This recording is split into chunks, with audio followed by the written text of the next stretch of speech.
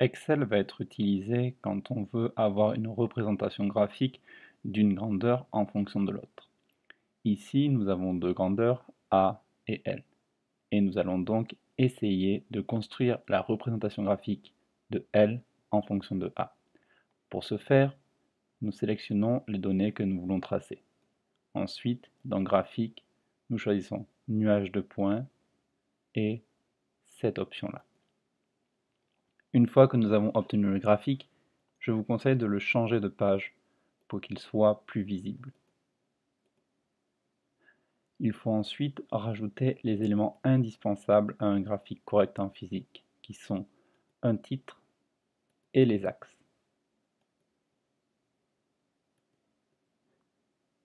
Pensez bien, lorsque vous remplissez les axes, à indiquer les unités. Et le titre doit être explicite.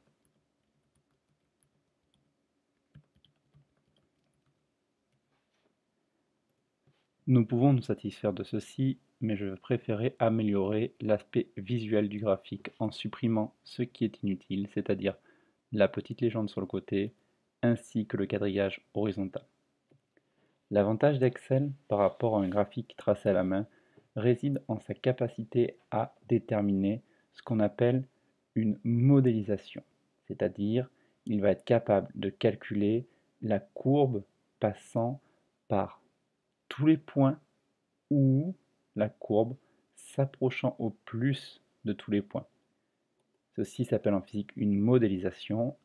Excel appelle ça une courbe de tendance. Donc vous allez faire un clic droit sur un des points, après les avoir sélectionnés, ajouter courbe de tendance, et vous voyez plusieurs options. Pour déterminer laquelle est la bonne, il suffit de se rendre dans Options. Dans Options, vous cocherez toujours Équation sur le graphique et coefficient de détermination R carré. Ce coefficient de détermination R carré est compris entre 0 et 1. Plus R carré est proche de 1, plus la modélisation est correcte. Nous allons donc tester les types qui nous sont offerts. Linéaire, logarithmique, polynomial, puissance, exponentielle. Nous voyons que la plus correcte semble être la fonction puissance. Le dernier problème est que, comme vous le voyez, il n'y a pas beaucoup de chiffres significatifs. Pour pallier à ceci, vous sélectionnez l'équation, vous faites un clic droit, vous allez dans ce menu et vous choisissez scientifique. Et le nombre de décimales, vous le voyez, va augmenter la précision du résultat. Choisissez quelque chose de suffisamment grand, mais pas trop. Et voilà, votre graphique est terminé.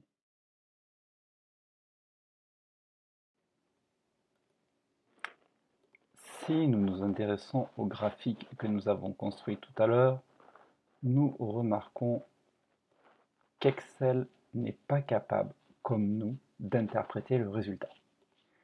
Si je le remets comme tout à l'heure, c'est-à-dire en notation normale, nous voyons que la puissance est y égale 1 fois 10 puissance moins 6 fois x puissance moins 0,994. Bien évidemment, si nous le faisions à la main,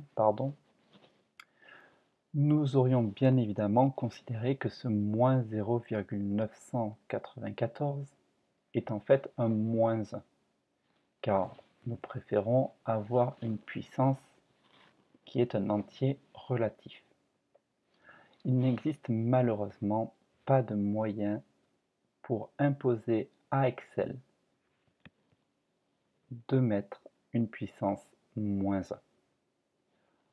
Pour ce faire, il va falloir tracer y en fonction de 1 sur x, car en mathématiques, x puissance moins 1 est égal à 1 sur x. Nous allons donc retourner sur notre tableur. Ici, c'est la colonne que nous avions en y, ici, c'est la colonne que nous avions en x. Il va donc falloir calculer l'inverse de chacun des nombres de cette colonne. Je commence par nommer ma colonne pour ne pas me perdre dans les données qui peuvent être très nombreuses dans certains cas. Et bien sûr, je pense à mettre l'unité.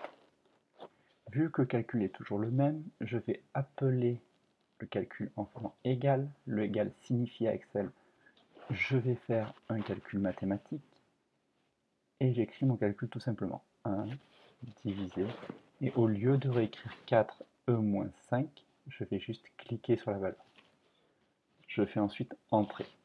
Je peux propager le calcul en utilisant le petit carré que vous voyez ici.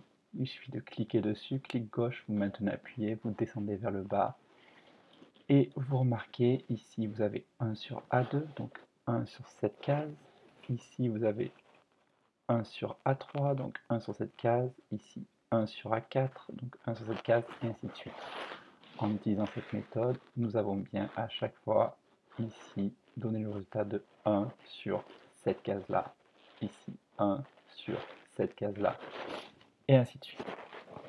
Si nous recommençons à tracer comme tout à l'heure, nous sélectionnons les données qui nous intéressent, nous faisons graphique, je vais le faire rapidement car nous avons déjà vu comment le faire, et je le place sur une nouvelle feuille.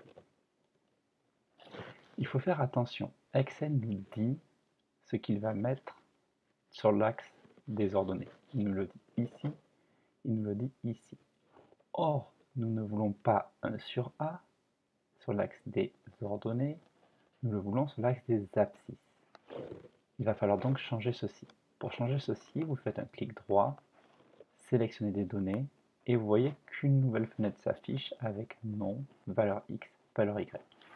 Dans valeur X, vous allez appuyer ici et sélectionner les valeurs que vous voulez mettre en X, c'est-à-dire celle-ci. Donc je prends mon clic gauche, je maintiens appuyé et je sélectionne toutes les valeurs. Une fois que c'est fait, je clique ici. Je fais de même pour Y.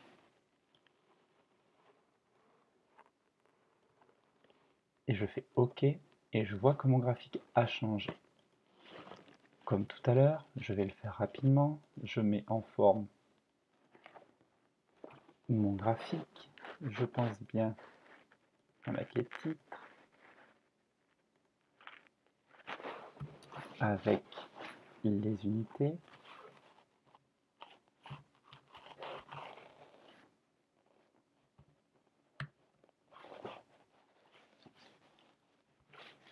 Et un titre explicite. Pardon.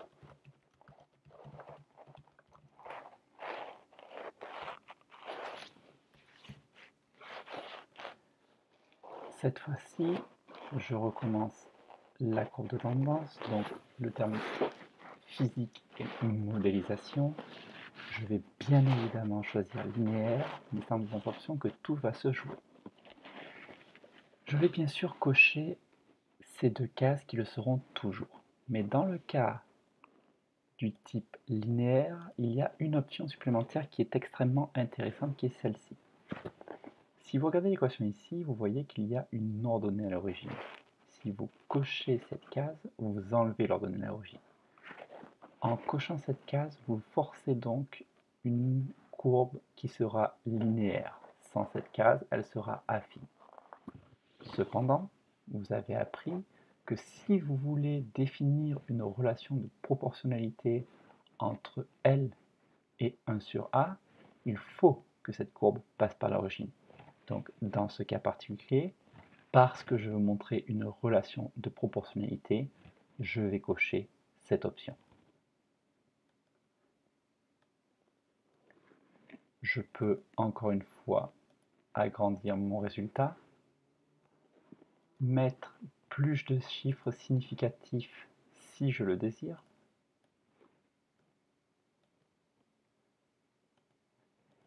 et voilà, j'obtiens ma relation entre L, qui est Y, et X, qui est 1 sur A. J'ai donc L, qui est égal à 1,210 fois 10 puissance moins 6, multiplié par 1 sur A.